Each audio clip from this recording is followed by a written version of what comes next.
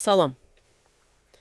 Bizə göndərdiyin bu materiala, yəni Traktorlar adlı peşə təhsili üçün dərs vəsaitinə baxanda, düzü, mənim də ağlımdakı təsəvvür çox sadə idi. Böyük təkərli, yaşıl, güclü bir maşın. Amma bu kitabın elə ilk səhifələri bu təsəvvürü, necə deyim, alt-üst etdi. Məlum oldu ki, bu sadəcə bir maşın deyilmiş.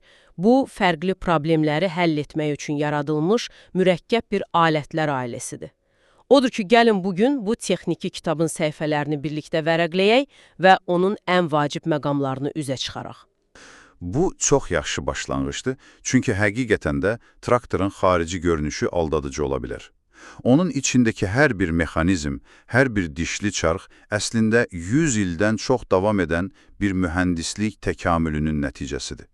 Və bu mexanizmləri anlamaq, yəni müasir kənd təsərrüfatının məhsuldarlığının sirrini anlamaq deməkdir. Elədir. Kitabda ilk diqqətimi çəkən təsnifat bölməsi oldu. Adətən belə bölmələr biraz quru olur, amma burada maraqlı bir məqam var idi. Traktorları fərqləndirən əsas cəhətlərdən biri onların hərəkət hissəsidir, yəni təkərli və ya tırtıllı olması. Baxın, burada mənim üçün tamamilə gözlənilməz bir şey var idi. O nəhəng ağır, metal tırtıllı traktoru görəndə düşünürsən ki, yəqin torpağı əzib keçir.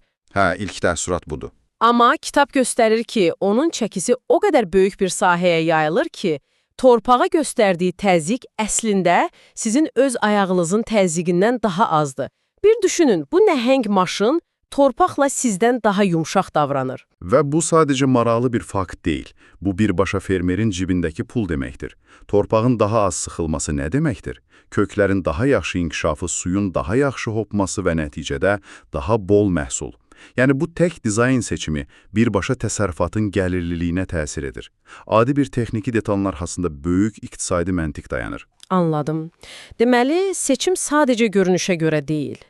Bəs güc məsələsi. Kitabda deyilir ki, traktorun gücünü at gücü ilə deyil, dartı qüvvəsi ilə kilonewtonla, yəni KN ilə ölçmək daha doğrudur.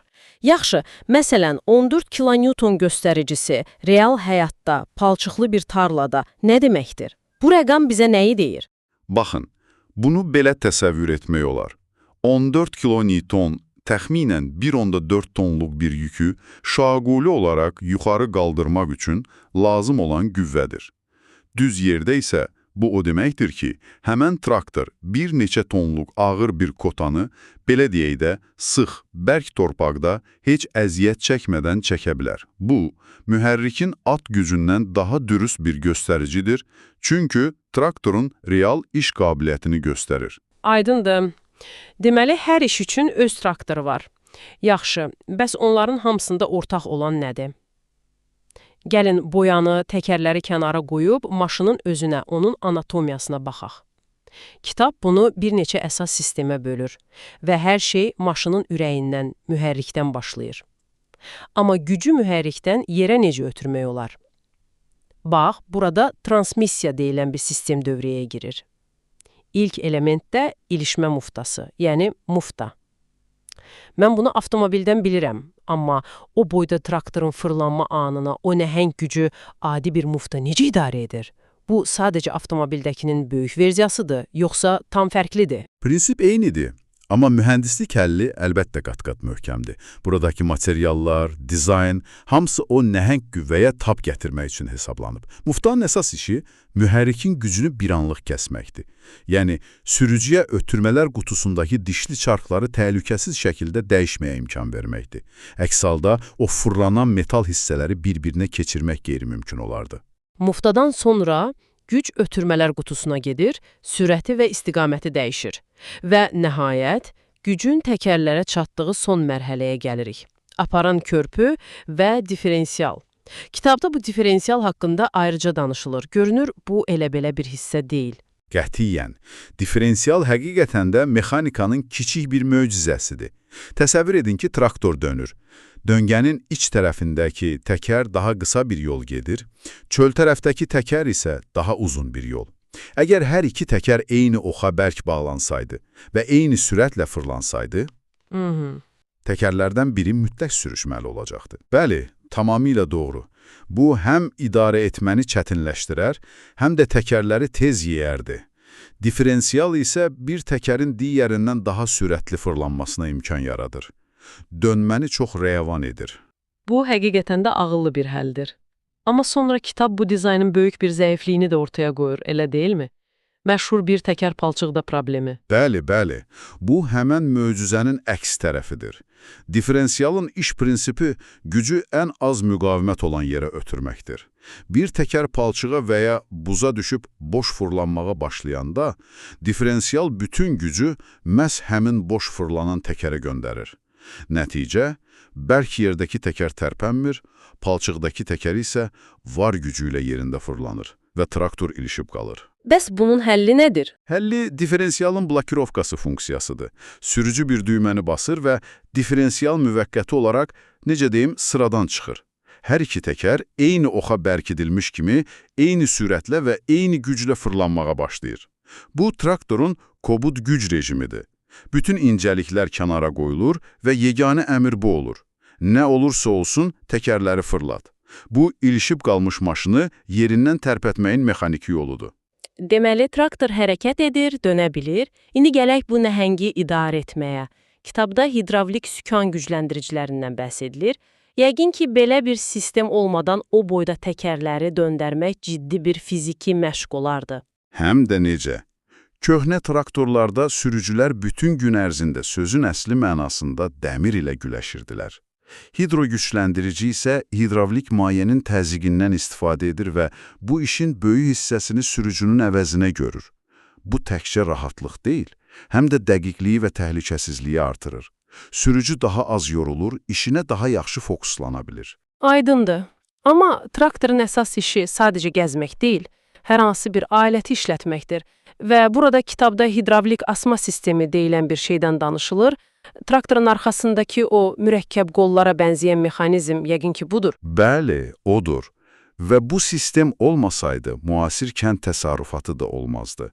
Bu sistem hidravlik nasosun yaratdığı təzyiqlə traktora qoşulmuş yüzlərlə kiloqramlıq kotanı, kultivatoru bir barmaq hərəkəti ilə qaldırıb endirməyə imkan verir.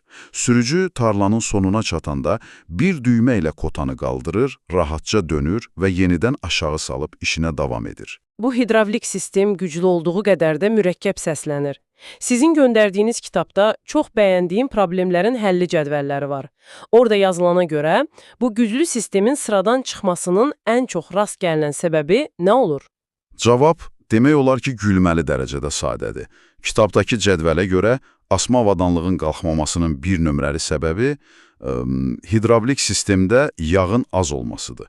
Böyük bir nasosdan və ya klapandan şübhələnməzdən əvvəl ilk addım həmişə yağ səviyyəsini yoxlamaqdır.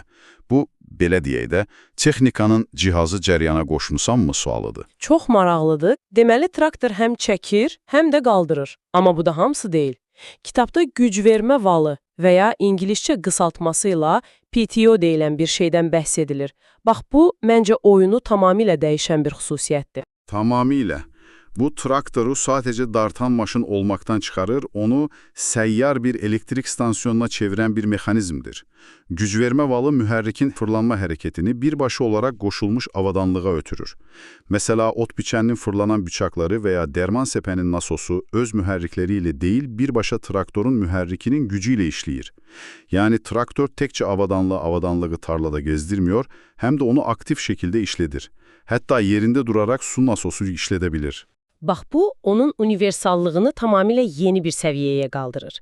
Biz danışarkən bir nasazlığa toxunduq, amma o cədvəllərdə başqa praktik məsləhətlər də var. Məsələn, tırtıllı traktorla bağlı bir problem diqqətimi çəkdi.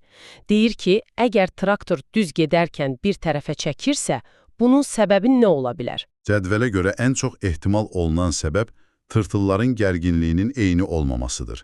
Yəni, bir tırtıl digərindən daha boş və ya daha dartılmışdır. Bu da onların fərqli sürətlə hərəkət etməsinə gətirib çıxarır və maşını yana çəkir. Həlli də sadədir. Xüsusi mexanizmlərlə hər iki tırtılın gərginliyini eyniləşdirmək.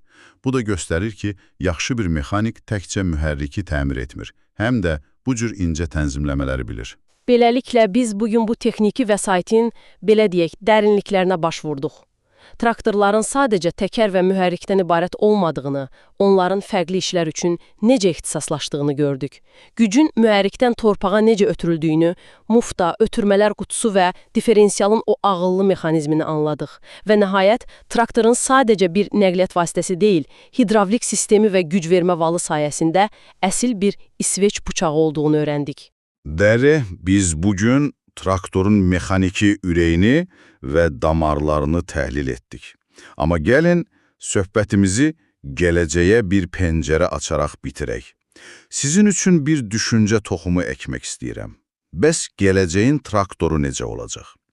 Bizim müzakirə etdiyimiz bütün bu mürəkkəb mexanizmlər, süni intellekt, GPS naviqasiyası və saysız-hesabsız sensorlarla birləşəndə nə baş verir?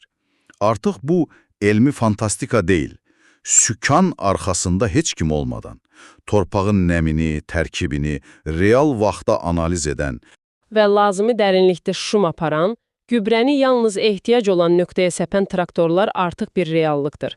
Sizin bugün bu kitabdan öyrəndiyiniz o fundamental mexaniki biliklər gələcəyin avtomatlaşdırılmış kənd təsərrüfatı texnologiyalarını anlamaq və onlara sahib çıxmaq üçün möhkəm bir təməldir.